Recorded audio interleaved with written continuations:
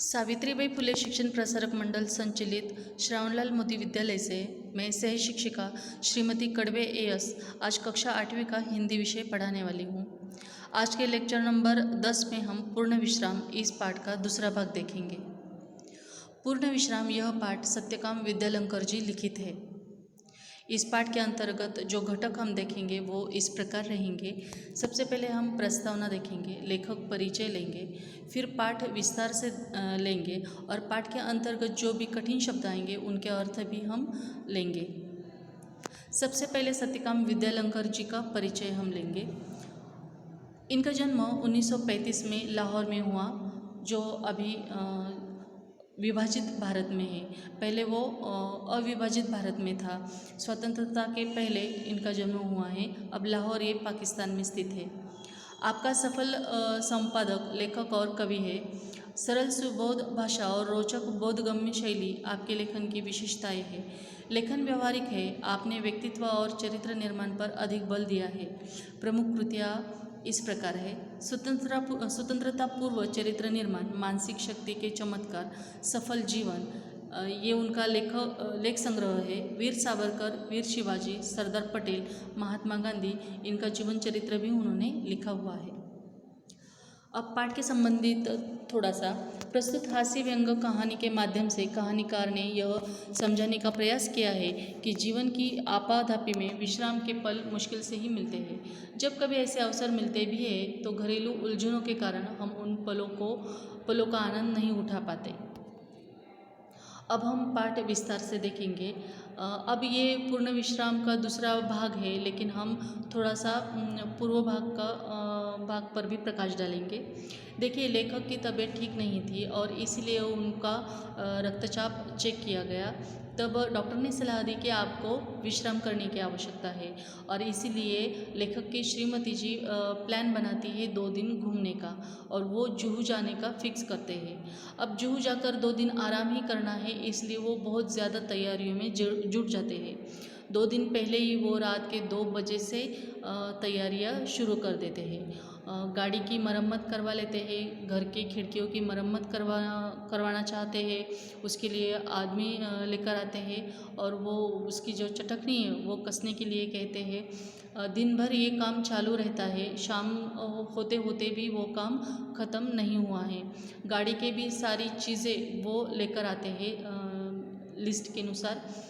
उनकी बीवी भी गाड़ी का पूरा मुआयना कर लेती है कि कहीं कुछ शेष तो नहीं रहा है, कुछ पीछे तो नहीं रहा है, इसलिए वो पूरा मुआयना कर लेती है और दूसरे दिन 5 बजे का अलार्म लगा के वो सो जाते हैं। अब हर एक चीज़ के लिए वो तैयारी में है। हर एक चीज़ उन्होंने अपने साथ रख ली है। अखबार रख लिए हैं, किताबें रख ली है, छोटी मोटी चीज़ें भी उन्होंने सब रख ली है। अब श्रीमती जी परेशान हैं क्योंकि उनको नेल कटर नहीं मिल रहा है। बाकी सारी चीज़ें तो उसने रख ली है, लेकिन लेखक कहते हैं कि जाने दो, नेल कटर नहीं है तो कोई बात नहीं, बाकी सारी चीज़ें तो रख ली है ना। इधर मैं अपने लिए नया अखबार और कुछ ऐसी किताबें थैले में भर रहा था जो बहुत दिनों से समालोचना के लिए आई थी और सोचता था कि फुर्सत से समालोचना कर दूंगा। समालोचना मतलब गुण दोष बताना। अब लेखक है, इसलिए उनके पास समालोचना के लिए काफ़ी सारी किताबें आया करती थी और उन किताबों का समालोचन शेष था। इसलिए उनको लगा कि अब जुहू पर जाकर आराम ही करना है तो कुछ किताबें वहाँ पर समालोचना के लिए ले लूँगा। इसलिए उन्होंने अपने थैले में 2-4 किताबें रख ली। आखिर 3 किताबें थैले में झोंक ली। कई दिनों से कविता करने की भी धुन सवार हुई थी।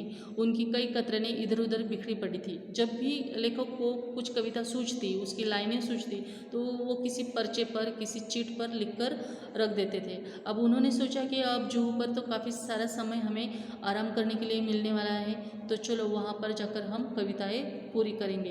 इसलिए वो सारी कतरनें उन्होंने जमा कर अपने साथ रख ली। सोचा काव्य प्रेरणा के लिए जुहू से अच्छी जगह कोई हो ही नहीं सकती।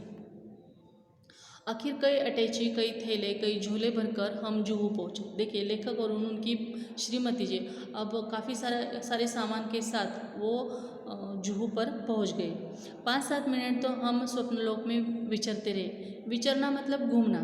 अब जब जुहू पर पहुंचे तो जुहू का वातावरण इतना खूबसूरत था, अच्छा था, मन को भाने वाला था कि जैसे वो स्वप्नलोक में घूम रहे हो ऐसा उनको लगा।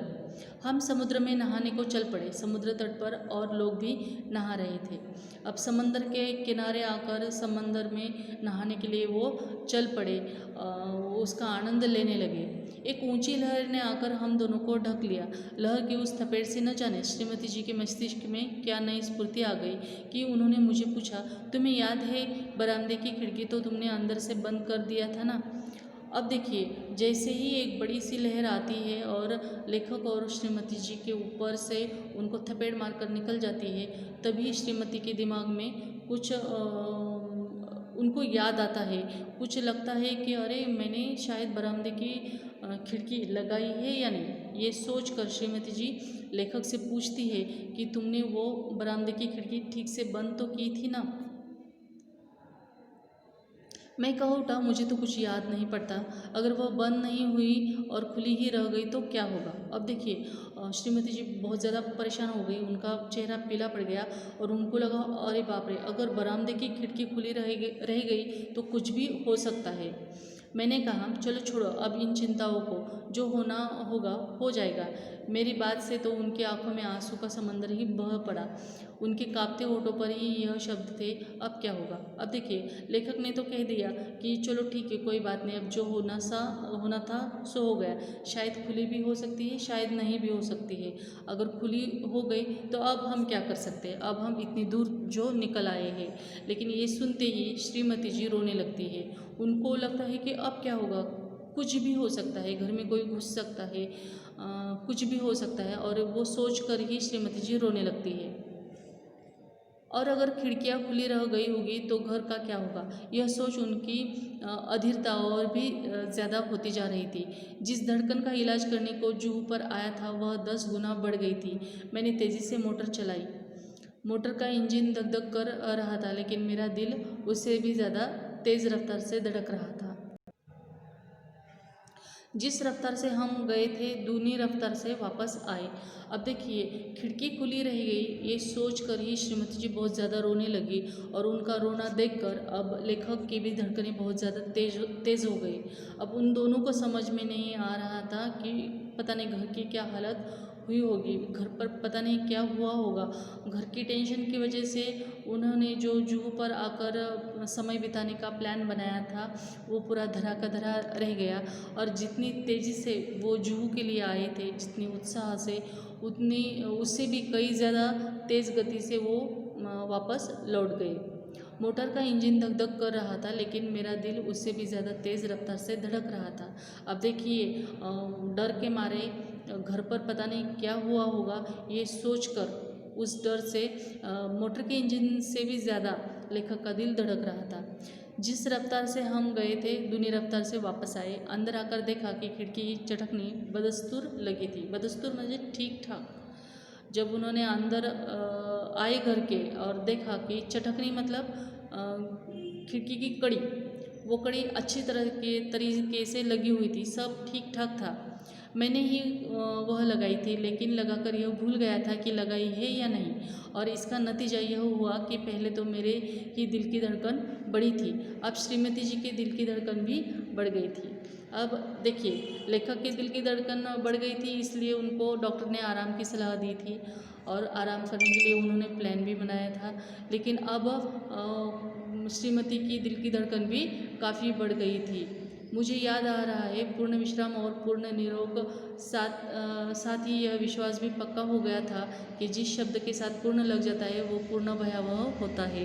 क्योंकि जुहू का जाने का प्लान उनका पूरा का पूरा धरा का धरा रह गया था, फेल हो गया था। और जिस आराम की उनको ज़रूरत थी उससे कई ज़्यादा वो थक चुके थे। और पहले तो सिर्फ लेखक की दिल की धड़कन बढ़ी हुई थी, लेकिन अब श्रीमती की भी दिल की धड़कन बहुत ज़्यादा बढ़ गई थी। इस प्रकार जो पूर्ण विश्राम का प्लान उन्होंने बनाया हुआ था वो पूरा धरा का धरा रह गया। इस प्रकार ये पाठ यहाँ पर समाप्त होता है। अगले लेक्चर 11 में हम अनमोल वाणी यह पाठ देखेंगे। धन्यवाद।